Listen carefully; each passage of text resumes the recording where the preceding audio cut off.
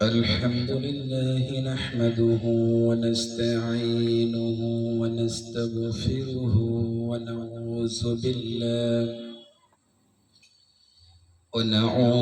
بالله من شرور أنفسنا ومن سيئات أعمالنا. من يهده الله فلا مضل له ومن يضلله فلا هادي له.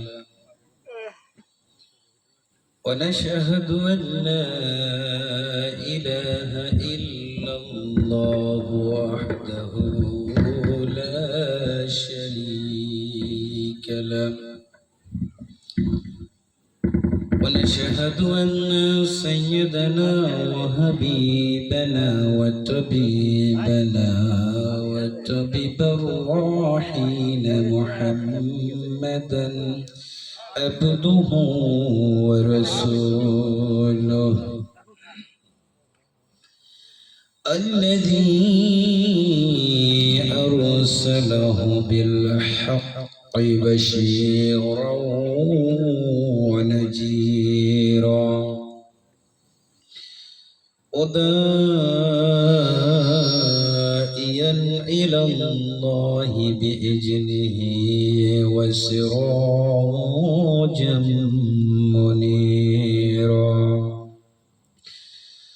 فقد قال الله تعالى في كلامه المجيد وفي فرقانه الحميد. সবাই পড়েন আউযু বিল্লাহি মিনাশ শাইতানির রাজীম। বিসমিল্লাহির রাহমানির রাহিম।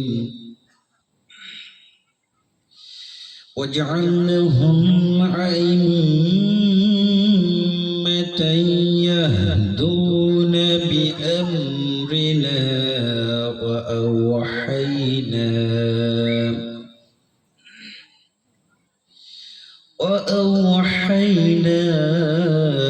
إِلَيْهِمْ فِعْلَ الْخَيْرَاتِ وَإِقَامَ الصَّلَاةِ وإيتاء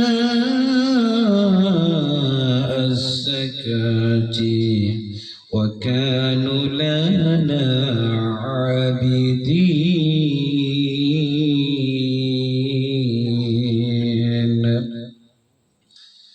وقال تعالى في شان حبيبي إن الله وملائكته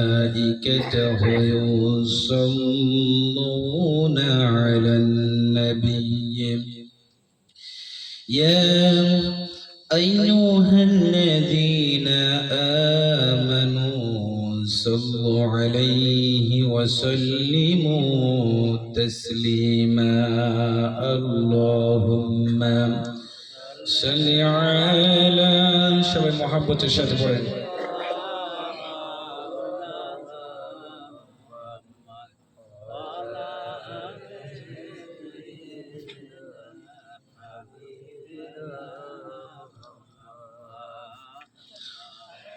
আমার যখন ফুরাবে দিন আসবে গহীন রাতি। ঠিক না? আমার যখন ফুরাবে দিন আসবে গহীন রাতি। থেকো আল্লাহ জীবনে হয়ে চিরসাথী আসবে গহীন রাতি। আল্লাহুম্মা সাল্লি আলা। সবাই জবান খুলে পড়েন। শীতে কি সবাই কনকনে শীত নাকি? সবাই কি জমে গেছেন?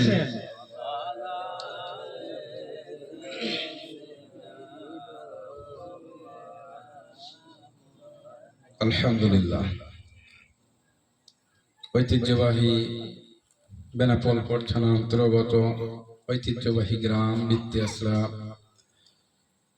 মক্তব মাদ্রাসা এবং আমাদের মা বোনেদের যৌথ প্রচেষ্টায় আজকের এই তাফসীরুল কোরআন মাহফিলের সম্মানিত সভাপতি সাহেব,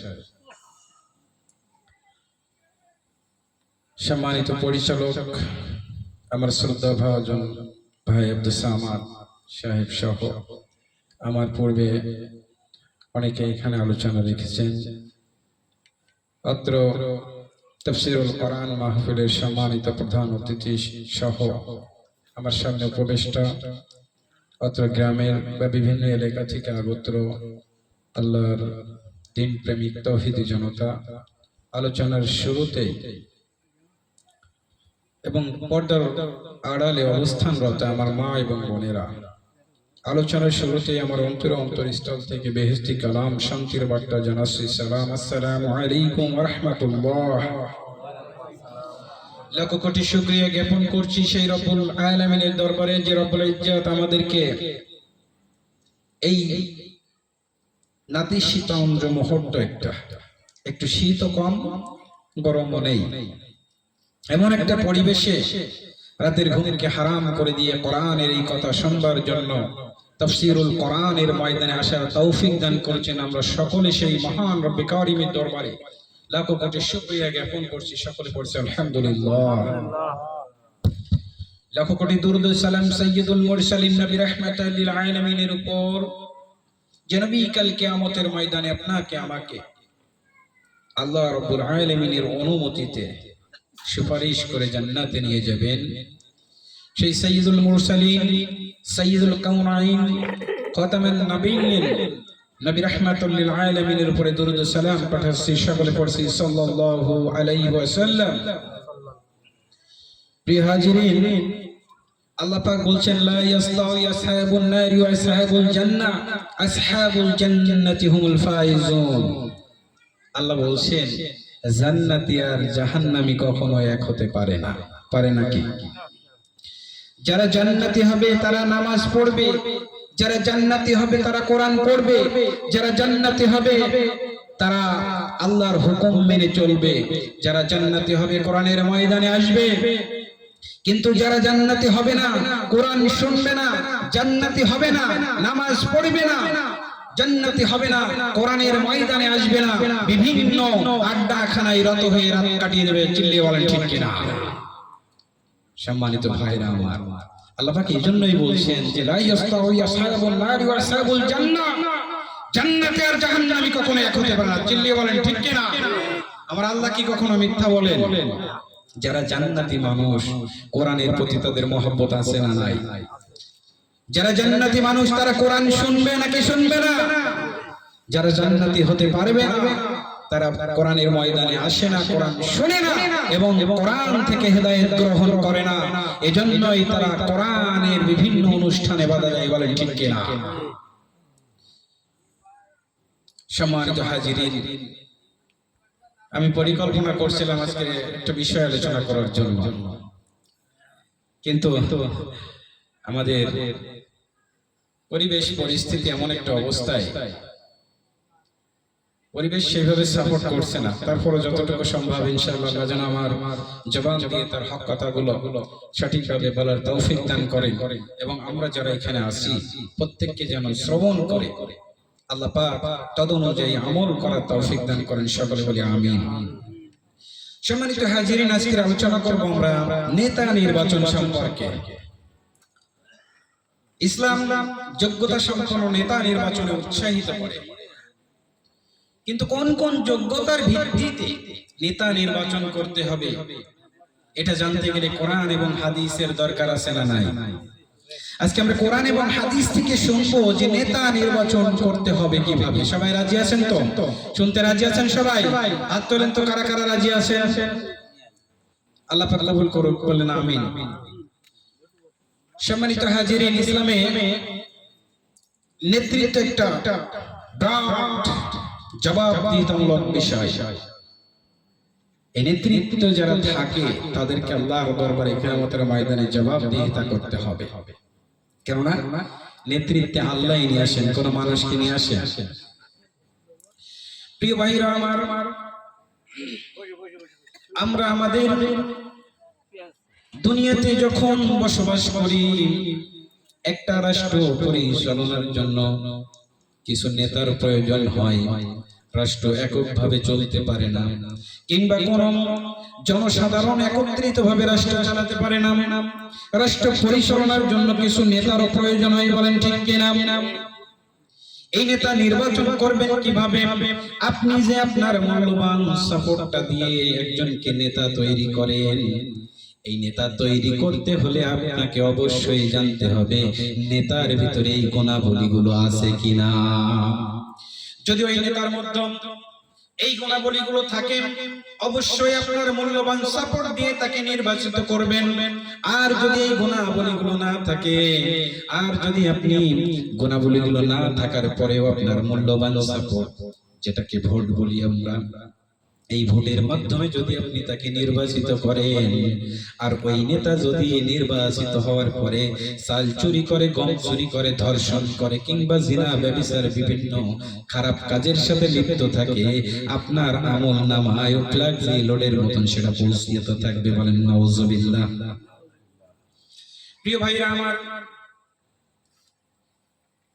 নেতা নির্বাচন করতে হলে সর্বপ্রথম যে গুণটা ওই নেতার মধ্যে থাকতে হবে, সেটা হচ্ছে নেতাকে অবশ্যই সৎ কর্মশীল হতে হবে। বলেন তো কি হতে হবে? আপনারা কি বুঝতে পারছেন আমার কথা? আমার কথার সাথে একটু মানে কথার উত্তর দিবেন। আমি যদি আপনাদের কাছে বলি তাহলে কথার সাউন্ড করবেন, তাহলে আপনাদের বোঝাতে সক্ষম হব ইনশাআল্লাহ, আর আপনারাও বুঝবেন। ঠিক আছে? প্রিয় ভাইরা আমার, নেতা নির্বাচন করতে হলে অবশ্যই দেখতে হবে ওই নেতার মধ্যে এই গুণাবলীটা আছে কিনা। নেতাকে যোগ্যতা সম্পন্ন নেতা নির্বাচন করতে হলে আগে দেখতে হবে ওই নেতা সৎ কর্মশীল কিনা। আপনার আমার প্রিয় নবীর জীবনের দিকে যদি তাকাই দেখি, নবী ছিলেন সৎ কর্মশীল। দুনিয়ার যত নবী থেকে শুরু করে যত মানুষ কিয়ামত পর্যন্ত আসবেন, আপনার আমার নবীর চাইতে আর সৎ কর্মশীল হতে পারবে না, বলেন ঠিক কিনা? আপনার আমার নবীর পরেই তার সবচাইতে অনুসরণ করে যারা নেতৃত্ব দিয়েছেন সাহাবীগণ, এই সাহাবীগণের পরেও সাহাবীগণের মতো আর কোন নেতৃত্ব আসবে না। তাদের মধ্যেও সৎ কর্মশীল যেমন ছিল, কিয়ামত পর্যন্ত এইরকম সৎ কর্মশীল তৈরি হবে না। তবে এই সৎ কর্মশীলের গুণাবলীগুলো কোন নেতার মধ্যে আছে কিনা দেখতে হবে। আল্লাহ পাক বলেন, ওয়াজআলনাহুম আইম্মাতান ইয়াহদুনা বিআমরিনা ওয়া আওহাইনা ইলাইহিম ফি'লাল খায়রাত ওয়া ইকামাস সালাতি ওয়া ইতাআস যাকাতি ওয়া কানু লানা আবিদিন।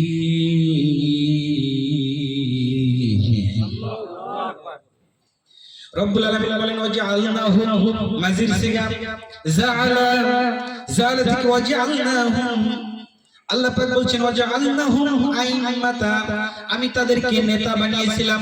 আমি তাদেরকে দুনিয়াতে পাঠানোর পরে দায়িত্ব দিয়েছিলাম একটা দেশ, একটা সমাজ, একটা রাষ্ট্র পরিচালনার জন্য। তারা কি করেছিল? আমার কাছ থেকে এই দায়িত্ব পাওয়ার পরে ইয়াহদুনা বিআমরিনা, তারা মানুষকে হেদায়েতের পথ দেখাতো। সুবহানাল্লাহ। বলেন তো, প্রত্যেক নবী রাসূলগণ কি মানুষকে হেদায়েতের পথ দেখিয়েছেন নাকি তাগুতের পথ? প্রত্যেক নবী রাসূলগণ ছিলেন মানুষকে হেদায়েতের পথ দেখানোর জন্য সৎকৃষ্ট। প্রিয় ভাইরা আমার, রব্বুল আলামিন এই জন্যই বলছেন ইয়াহদুনা বিআমরিনা, তারা আমার আদেশে মানুষকে হেদায়েতের পথ দেখাতো। শুধু তাই নাই, ওয়াউহাইনা ইলাইহিম ফিলাল খায়রাত, আর আমি তাদেরকে ওহী নাজিল করেছিলাম তাদের উপরে ভালো ভালো কাজ করবার জন্য। ওই ইকামাস সালাতি নামাজ প্রতিষ্ঠিত করবার জন্য, ওয়া ইতাজ যাকাত আর যাকাত প্রদানের জন্য। বলেন সুবহানাল্লাহ। প্রিয় ভাইরা আমার, এজন্য নেতা নির্বাচনের ক্ষেত্রে সর্বপ্রথম যে গুণাবলী দেখতে হবে, ওই নেতাটা সৎকর্মশীল কিনা। সৎকর্মশীল হতে হলে আল্লাহ পাক এখানে কয়েকটা গুণাবলীর কথা বলেছেন।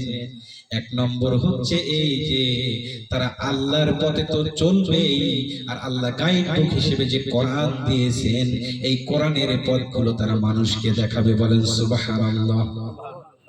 এখন আপনি আমি যদি নির্বাচন করতে হয়, নির্বাচনে যদি কাউকে নির্বাচিত করতে হয়, আপনার আমার এই টিপসইটা আপনার আমার মনে করি কোনো কিছুই না। আমার ভোট আমি দেব, যাকে খুশি তাকে দেব, এর চাইতে কুফরি মতবাদ আর নাই। বলেন ঠিক কিনা? কোন মুসলমানের এই মতবাদ থাকতে পারে না, আমার ভোট আমি দেব, যাকে খুশি তাকে দেব। আল্লাহ বলছেন, ওমাইয়াবতাগি গায়রাল ইসলামি দীনান ফালাইয়াকবালা মিনহু ওয়া হুয়া ফিল আখিরাতি মিনাল খাসিরিন। ইসলাম ব্যতীত কোন ধর্মই, কোন দলই আল্লাহ রাব্বুল আলামিনের কাছে গ্রহণযোগ্য নয়, সব বাতিল। শুধুমাত্র ইসলাম হচ্ছে আল্লাহর কাছে গ্রহণযোগ্য। আর ইসলাম ব্যতীত রেখে অন্য কাউকে যদি আপনার মূল্যবান সাপোর্টটা দিয়ে আপনি নির্বাচিত করেন, সম্মানিত হাজিরিন, ও যেমন ক্ষতিগ্রস্ত কিয়ামতের ময়দানে, আপনিও ক্ষতিগ্রস্ত হয়ে যাবেন। বলেন নাউজুবিল্লাহ। প্রিয় ভাইরা আমার, এজন্য দেখতে হবে যে নেতাকে আপনি নির্বাচিত করবেন, ওই নেতাটা মানুষকে কল্যাণের দিকে ডাকে কিনা। ইয়াহদিনা বিআমরিনা, আল্লাহর আদেশে মানুষকে হেদায়েতের পথে ডাকে কিনা, অর্থাৎ কোরআনের দিকে ওই নেতা মানুষকে আহ্বান করে কিনা, কোরআন শিক্ষার জন্য বলে কিনা, কোরআন অনুযায়ী চলার জন্য বলে কিনা। সর্বপ্রথম এটা দেখতে হবে যে ওই নেতা যদি কোরআনের দিকে মানুষকে আহ্বান করে, তাহলে অবশ্যই তার মধ্যে সৎকর্ম আছে। দুই নম্বরে আল্লাহ পাক বলছেন, ওয়াউহাইনা ইলাইহিম ফিলাল খায়রা, আমি তাদেরকে ভালো ভালো কাজের আদেশ দিয়েছিলাম, ভালো ভালো কাজ করবার জন্য আমি তাদের প্রতি ওহী নাযিল করেছিলাম, তারা ভালো ভালো কাজ করত। বলেন তো এরকম নেতা আছে না নাই? আমাদের সমাজের দিকে তাকিয়ে দেখেন, কত নেতা আছে যারা ভালো ভালো সমাজের কাজ করে থাকে। আবার অনেক নেতা আছে সমাজের 12টাও বাজিয়ে দেয়। বলেন ঠিক কিনা? আল্লাহ বলছেন, না না, ইয়াহদুনা বিআমরিনা ওয়া আওহাইনা ইলাইহিম ফিলাল খায়রাত, আমি তাদেরকে যে ভালো ভালো কাজের নির্দেশ দেয়, ওহী পাঠিয়েছিলাম, তারা আমার এই ওহী মোতাবেক মানুষের কল্যাণের জন্য কাজ করত। ওয়া ইকামাস সালাতি, এই কল্যাণের মধ্যে প্রথম নম্বর আবার ছিল মানুষকে নামাজের দাওয়াত দেওয়া, সমাজের মধ্যে নামাজ প্রতিষ্ঠিত করা। বলেন সুবহানাল্লাহ। সম্মানিত হাজিরিন, তাহলে নেতার সৎকর্মশীল গুণাবলীর মধ্যে 4টা গুণ আবার পাওয়া যাচ্ছে। এক নম্বর হচ্ছে হেদায়েতের পথে ডাকতে হবে, 2 নম্বর ভালো ভালো কাজ করবে ওই নেতা, 3 নম্বর সে নামাজ পড়বে, পরিবারকে নামাজের জন্য উৎসাহিত করবে। আবার সমাজ রাষ্ট্রের সকল জায়গায় যখন নেতা হয়ে যাবে, তার অধীনস্থ যারা আছে তাদেরকেও নামাজের জন্য বাধ্য করবে। বলেন সুবহানাল্লাহ। শুধু তাই নয়, ওয়াইতাজ যাকাত, এবং তারা যাকাত প্রদান করবে। প্রিয় ভাইরা আমার, আল্লাহ বলছেন তারা নিজেরা তো যাকাত দিবে, আবার যাকাত প্রদান যেন সুষ্ঠুভাবে হয়, যাকাত যেন মানুষ সঠিকভাবে দিতে পারে, এজন্য যাকাত ভিত্তিক ইসলামিক ফাউন্ডেশন তৈরি করবে। বলেন সুবহানাল্লাহ।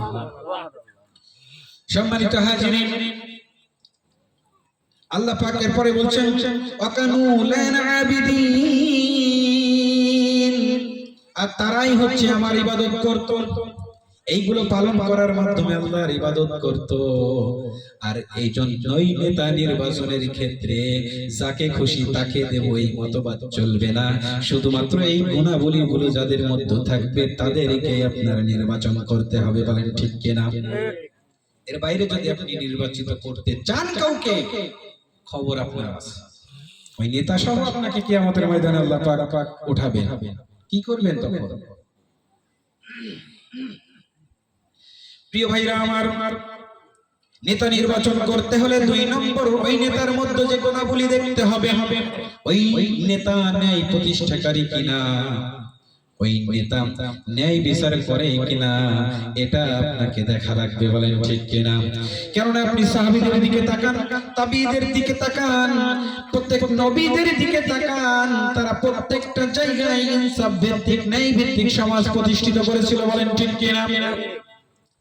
রাসূল সাল্লাল্লাহু আলাইহি সাল্লাম নেই, নবীরা নেই, সাহাবীরা নেই, কিন্তু সাহাবীদের দায়িত্ব, নবীদের দায়িত্ব ওই সমস্ত নেতাদের ঘাড়ে আল্লাহ পাক দিয়েছেন। আর ওই নেতার মধ্যে যদি এই গুণাবলীগুলো না থাকে, আপনি অবশ্যই অবশ্যই ওই নেতাকে নির্বাচিত করতে পারবেন না। কিন্তু যদি এই গুণাবলী থাকে, অবশ্যই নির্বাচিত করতে পারবেন।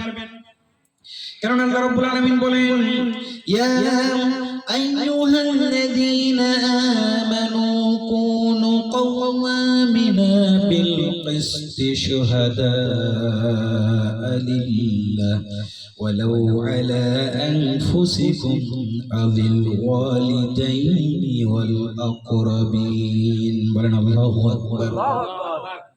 ভাইরা আমার, আল্লাহ পাক বলছেন, ইয়া আইয়ুহাল্লাযীনা আমানু,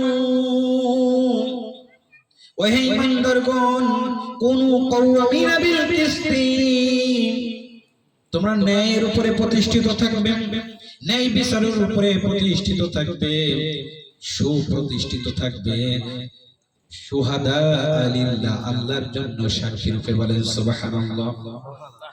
প্রিয় ভাইরা আমার, আল্লাহ পাক বলছেন, তোমরা যখন বিচার কার্য পরিচালনা করবে, ন্যায় এবং ইনসাফ ভিত্তিক বিচার কার্য করবে, কাউকে টেনে আর কাউকে ফেলে বিচার করা যাবে না। ওই নেতার গুণাবলীর মধ্যে এটা থাকতে হবে, নেতা যখনই কোনো বিচার করবে, কোনো ধর্ম দেখবে না, বর্ণ দেখবে না, গোত্র দেখবে না, জাতি বর্ণ কিছুই দেখবে না, দেখবে না কে গরিব কে ধনী, কে সাদা কে ফর্সা, কার ক্ষমতা বেশি কার কম, এটা দেখবে না। বরং যখনই সে বিচার কার্য পরিচালনা করবে, তখনই ন্যায় এবং ইনসাফ ভিত্তিক বিচার প্রতিষ্ঠা করবে। এই গুণাবলী যদি তার মধ্যে থাকে, অবশ্যই তাকে নির্বাচিত করা যাবে। বলেন ঠিক কিনা? সম্মানিত হাজির, এই বিচার কার্য করতে গিয়ে, যদি ন্যায় প্রতিষ্ঠা করতে গিয়ে, ওই ন্যায় প্রতিষ্ঠা করতে গিয়ে যদি তোমার বিপক্ষে রায় যায়, তারপর ওই নেতা তার বিপক্ষে রায় দেবে। আল্লাহ পাক বলেন, ওয়ালাউ আলা আনফুসিকুম, এই বিচার কার্য করতে গিয়ে যদি আমার বিরুদ্ধে চলে যায়, আমি নেতা হওয়ার পরেও আল্লাহ পাক বলছেন যে তোমার বিরুদ্ধে যদি রায় যায়, তবুও তোমাকে ওই রায়টাই দিতে হবে, ওই জায়গায় ন্যায় প্রতিষ্ঠা করতে হবে। শুধু তাই নাই, আবিল ওয়ালিদাইনি, আর যদি তোমার পিতামাতার বিপক্ষেও যায়, অবশ্যই অবশ্যই তোমাকে সেই পিতামাতার বিপক্ষে রায় দেওয়া লাগবে। আবার যদি ওয়ালা আকরাবিন, যদি তোমার ভাই বোন আত্মীয় স্বজনের বিপক্ষেও যায়, অবশ্যই অবশ্যই যে নেতা নিজের ভাই বোনের বিপক্ষেও রায় দেবে, ওটাই হচ্ছে ন্যায় প্রতিষ্ঠাকারী নেতা, ওকেই সাপোর্টের মাধ্যমে নির্বাচিত করতে হবে। বলেন ঠিক কিনা? প্রিয় ভাইরা আমার, সাইয়েদনা ওমর ফারুক রাদিয়াল্লাহু তাআলা আনহু নিজের সন্তানের বিরুদ্ধে রায় দিয়েছে। বলেন ঠিক কিনা? সন্তানকে চাবুক মারতে মারতে দুনিয়া থেকে বিদায় দিয়েছেন, কবরস্থ করা হয়েছে, কবরের উপরেও চাবুকের বাড়ি দিয়েছেন, নাকি দেয় নাই? এমন নেতা প্রয়োজন। শুধু তাই নাই, প্রিয় ভাইরা আমার, কেমন ন্যায় প্রতিষ্ঠা করেছিলেন, কেমন ইনসাফ ভিত্তিক বিচার প্রতিষ্ঠিত করেছিলেন রাসূল করিম সাল্লাল্লাহু আলাইহি ওয়াসাল্লাম। এক ইহুদির পক্ষে রায় দিয়েছে, মুসলমানের বিপক্ষে রায় হয়ে গিয়েছে। মুসলমান গিয়ে সরাসরি ওমর ফারুক রাদিয়াল্লাহু তাআলা আনহুর কাছে চলে গেছেন। ওমর ফারুক, শোনো, রাসূল করিম সাল্লাল্লাহু আলাইহি ওয়াসাল্লাম আমি মুসলমান হওয়া সত্ত্বেও ইহুদির পক্ষে রায় দিয়েছে, আমার বিপক্ষে রায় দিয়েছে, আমার তো পছন্দ হয় নাই। ওমর ফারুক রাদিয়াল্লাহু তাআলা বলছেন, সত্যি কি তোমার বিচার পছন্দ হয় নাই? ভাইরা আমার, বলে না, আমার তো বিচারটা পছন্দ হয় নাই। ওমর ফারুক রাদিয়াল্লাহু তাআলা আনহু বলছেন, দাঁড়ান। ঘরের মধ্যে চলে গিয়ে সে কলিবদ্ধ তরবারি নিয়ে এসে তরবারিটা খুলে এক কোপে একেবারে দ্বিখণ্ডিত কল্লাটা দেহ থেকে আলাদা করে দিয়েছে। বলেন সুবহানাল্লাহ। সুবহানাল্লাহ বলতে বললাম কারণ জানেন, আল্লাহ রাসূলের বিচার পছন্দ হয় নাই। আল্লাহ রাসূল সাল্লাল্লাহু আলাইহি সাল্লামের চাইতে ইনসাফকারী, ন্যায় বিচার প্রতিষ্ঠাকারী আল্লাহর জমিনে আর দ্বিতীয়টা আসবে না। বলেন ঠিক কিনা? সেই মানুষের আদর্শ এখনো কিছু মানুষের মাঝে আছে না নাই? যে সমস্ত মানুষের মাঝে এরকম আদর্শ বিদ্যমান, যারা ন্যায় বিচার প্রতিষ্ঠিত করতে চায়, নিজের ভাইয়ের বিপক্ষে যাক, পিতার বিপক্ষে যাক, কিংবা নিজের বিপক্ষে যাক, সত্য এবং ন্যায় ইনসাফ ভিত্তিক বিচার প্রতিষ্ঠিত করে, ওই সমস্ত নেতাদেরকেই নির্বাচিত করতে হবে। বলেন ঠিক কিনা? রাজি আছেন তো সবাই? আপনার মূল্যবান ভোটটা আপনি দিবেন কাকে? যদি এই গুণাবলীগুলো না থাকে ওই নেতার মাঝে,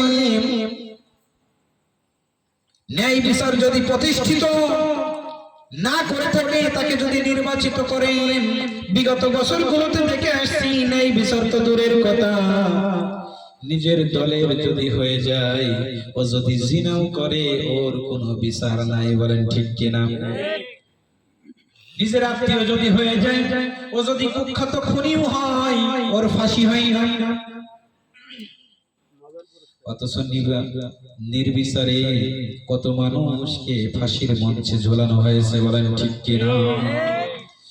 যে সমস্ত মানুষকে এই অন্যায়ভাবে ফাঁসির কাস্টে ঝুলিয়ে দুনিয়া থেকে বিদায় করা হয়েছে, আল্লাহর কসম করে বলি এর জবাব আপনাদেরকে দিতেই হবে। চিল্লিয়ে বলেন ঠিক কিনা? প্রিয় ভাইরা, ন্যায় বিচার কাকে বলে? এমন ন্যায় বিচার করেছে, কেউ করছে সিসি আর কারো থাকছে না বিসি। ঠিক কিনা? কালামানিক, আমার তো মনে হয় একটু সমস্যাও আছে তাদের। রাসূল কারীম সাল্লাল্লাহু আলাইহি সাল্লামকে গালি দিয়েছেন। বলেন তো, রাসূল সাল্লাল্লাহু আলাইহি সাল্লামকে যারা গালি দেয়, উতুল্লিম বাদা যালিকা জানি, পিতার মানে পিতাবিহীন জারজ সন্তান, পিতা পরিচয়হীন জারজ সন্তান। আর রাসূলের নবীদের ওরাইদেরকে যারা গালি দেয়, যদি ওই চরিত্র তার মধ্যে না থেকে থাকে, যারা গালি দেয় এরকম বলে রাজাকার, আল-বদর, আল-শাম, কিংবা জিনাকারী, ব্যভিচারকারী, কিংবা ধর্ষণকারী বলে গালি দেয়, আল্লাহর কসম করে বলি ওদের দিকেও তাকিয়ে দেখেন, ওদের বংশ পরিচয় দেখেন, ওরাও জারজ সন্তান। 13টা বছর ধরে জেলখানার মধ্যে এমন ভাবে তাকে অত্যাচার করা হয়েছে, রোজাও রাখতে দেয়া হতো না, সাহরির কোনো খাবার দেয়া হতো না, ইফতারের কোনো ব্যবস্থা করা হতো না। অথচ 50 বছর ধরে সারা বিশ্বে কোরআনের তাফসীর করেছে। বলেন ঠিক কি না? এই নেতার পক্ষে, এই নেতা, এই যে আলেম, এই আলেমের উপর কি ন্যায় বিচার করা হয়েছে? মনে হয়? প্রিয় ভাইরা আমার, এই সমস্ত ব্যক্তিরা যখন ন্যায় বিচার করেন, আমাদেরকে যখন আপনি নির্বাচিত করবেন, ওরা যত মানুষকে বিনা অন্যায় ভাবে ফাঁসি দিবেন, বিনা অন্যায় ভাবে কারাবরণ করাবে, নিজের সন্তান, স্ত্রী, মাতা পিতার হক নষ্ট করাবে, ততগুলো মানুষের গুনাহ আপনার আমলনামায় জমা হবে। দিবেন? এরা মানুষকে ভোট দিবেন? প্রিয় ভাইরা আমার, এরপর আল্লাহ পাক বলছেন, ওয়ালা ইয়াজরিমান্নাকুম শানানু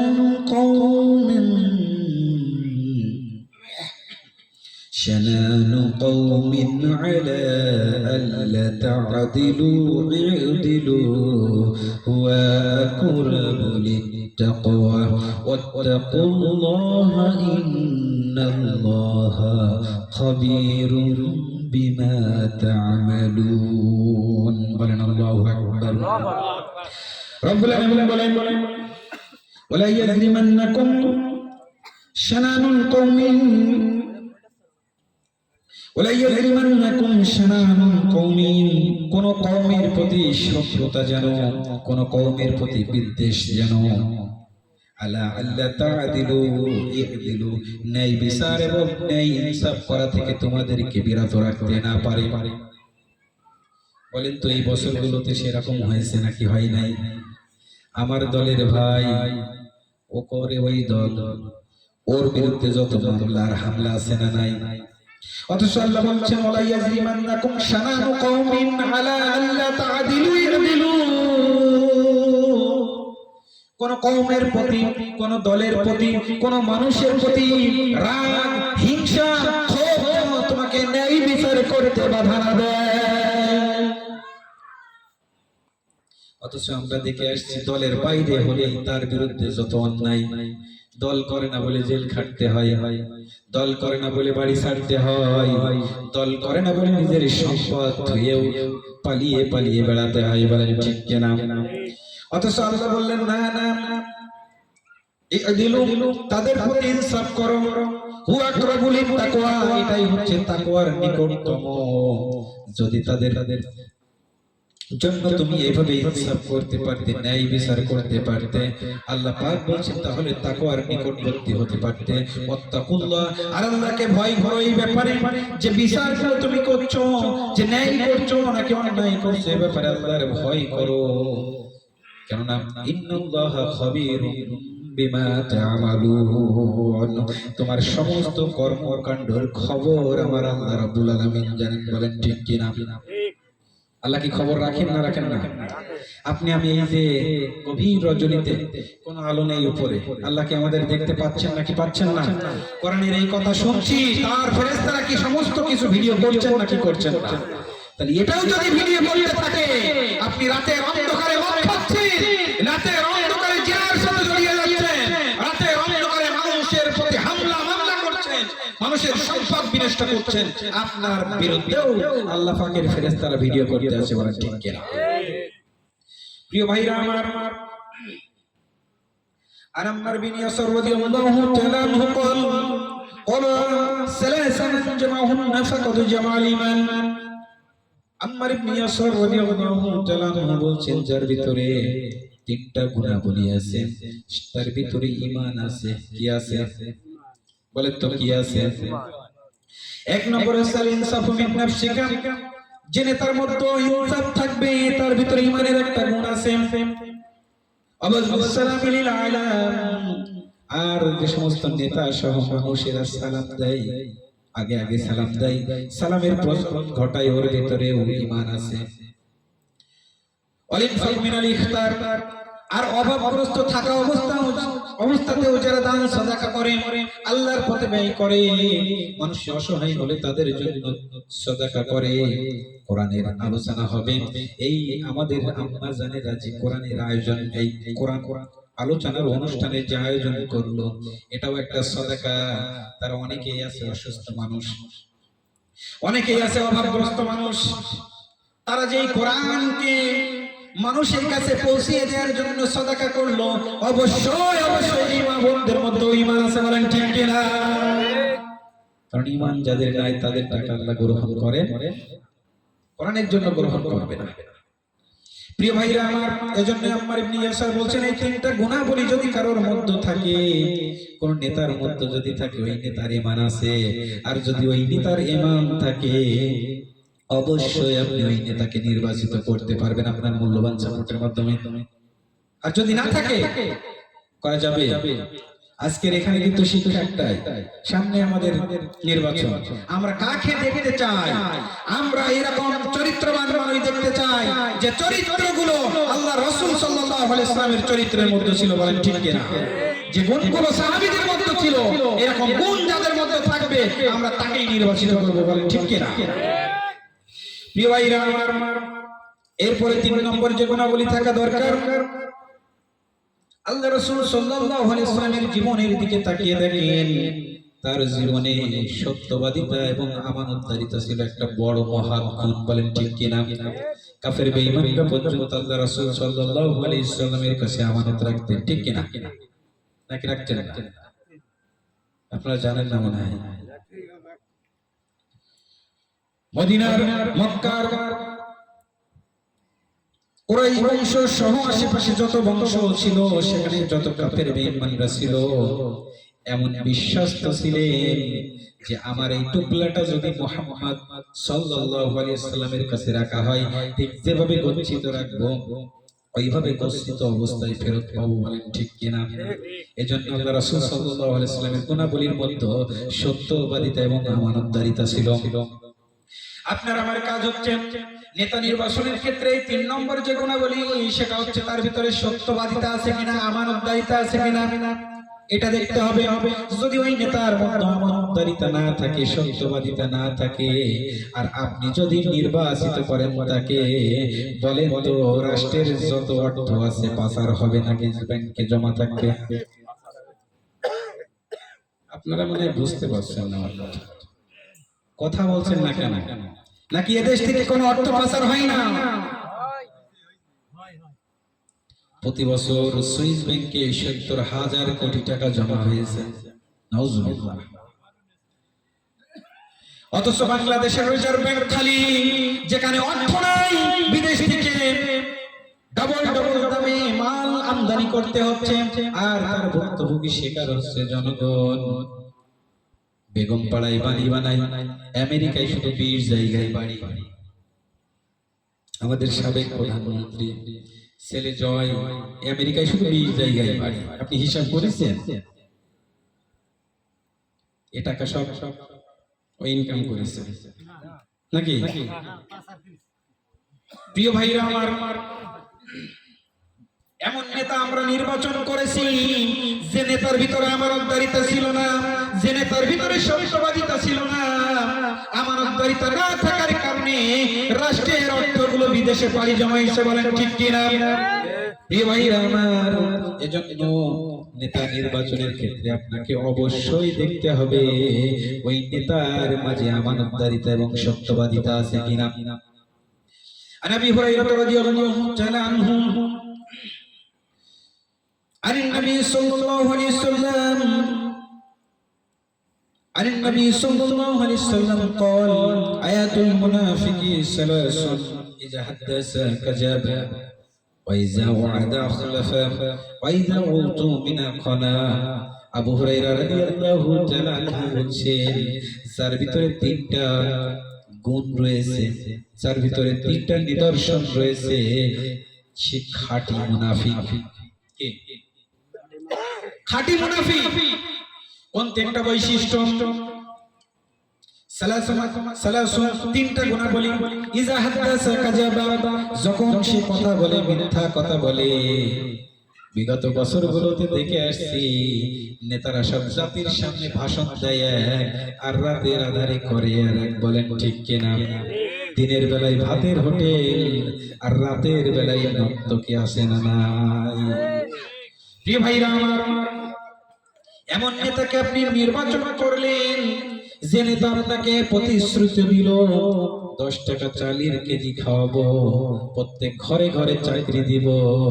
এই কথা বলার পরে চাকরি তো দেয়া দূরের কথা, প্রত্যেক ঘরে ঘরে লাশ পৌঁছিয়ে দিয়েছে। বলেন ঠিক কিনা? কালকে একজন শহীদের পেয়ার পান করেছেন। আল্লাহ পাক যেন তাকে জান্নাতের উচ্চ মাকাম দান করেন। সকলে বলি আমিন। প্রিয় ভাইরা আমার, তাহলে এমন নেতা যে কথা বলে করে আরেক, তার মানে ওই কথা কি সত্য কথা নাকি মিথ্যা কথা? তাহলে মুনাফিকের গুণাবলীর 1ম নম্বর নিদর্শন হচ্ছে যখন কথা বলে মিথ্যা কথা বলে। ওয়াইযা ওয়াদা আখলাফা, যখন ওয়াদা করে ওই ওয়াদার খেলাফ করে। যখন মন্ত্রী পরিষদে যায়, এমপি হয়ে যায়, চেয়ারম্যান হয়ে যায়, তাদেরকে শপথ বাক্য পাঠ করানো হয় কোরআন হাতে নিয়ে। কোরআন হাতে নিয়ে তাদেরকে শপথ বাক্য পাঠ করানো হয়।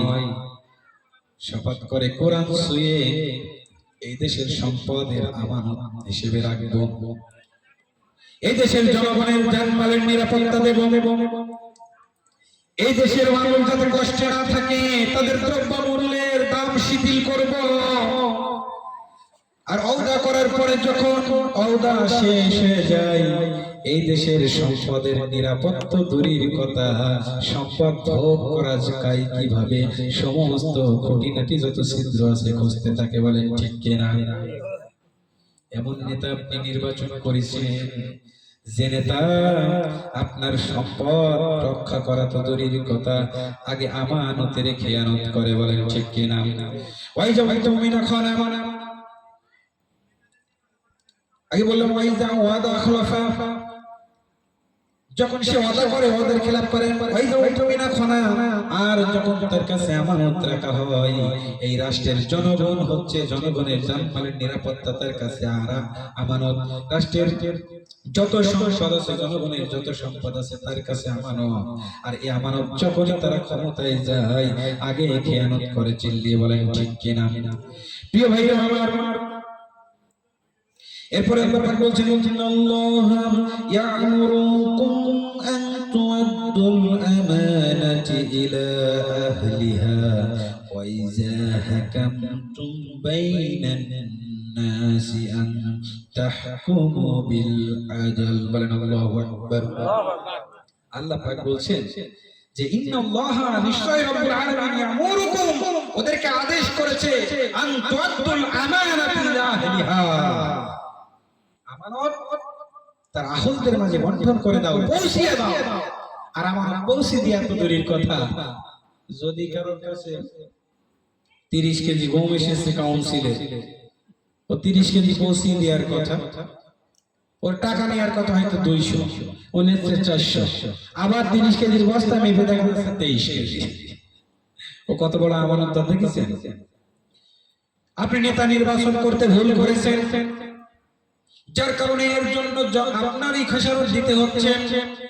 আপনার নেতা নির্বাচনের ক্ষেত্রে যদি আপনি গুণাবলী দেখেন যে তার মাঝে আমানতদারিতা আছে, সত্যবাদিতা আছে, অবশ্যই অবশ্যই আপনি তাকে নির্বাচিত করবেন, অন্যথায় নয়।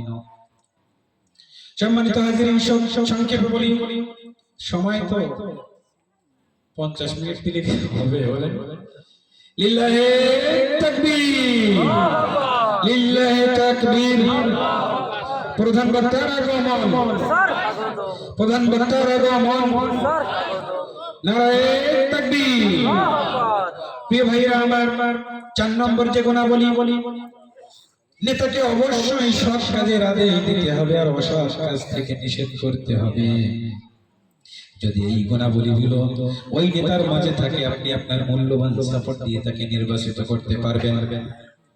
কারণ আল্লাহ পাক বলেন, কুনতুম খায়রা উম্মাতিন উখরিজাত লিন-নাসি তা'মুরুনা বিল মা'রুফি ওয়া তানহাউনা আনিল মুনকার ওয়া তু'মিনুনা বিল্লাহ। বলেন আল্লাহু আকবার।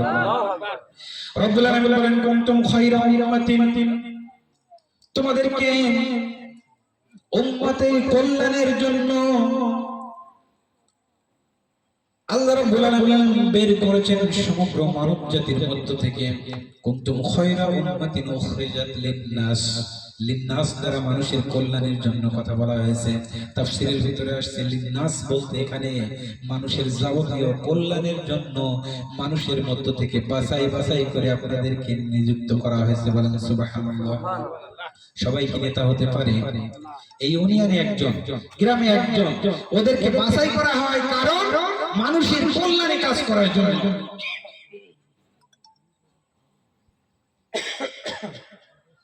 আর মানুষের কল্যাণের জন্য কাজ তো দূরের কথা, নেতা হওয়ার পরে যত কল্যাণের কাজ করে। বলেন ঠিক কিনা? ভাইরা আমার, সময় আমার শেষ। ভাবছিলাম 2 ঘন্টা আজকে তো আলোচনা করবো ইনশাআল্লাহ। আমার ভাই বলছে না যে 11টার ভিতরে শেষ করে দিতে হবে। আমি ভাবছিলাম যে 11টা 11:30 তো আমি চালাবোই, আর বাদ বাকি তো আমার পরে আমার ভাই আছে, সে চালাবে আরো 2 ঘন্টা।